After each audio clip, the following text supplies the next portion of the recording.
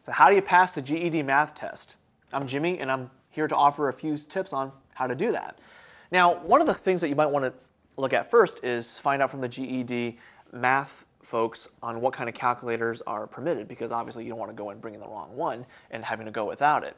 And once you know what kind of calculator they allow, pick one and start practicing with it a little bit. But I would also recommend to not get too attached to using the calculator, because there is a part on the GED math test in which you'll be asked to do the test, that part, via pencil and paper only. So use the calculator as a tool, not so much as a crutch.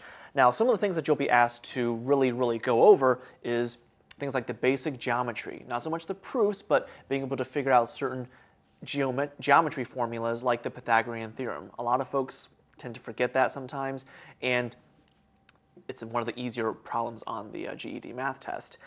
The basic algebra skills, your order of operations, being able to solve simple equations.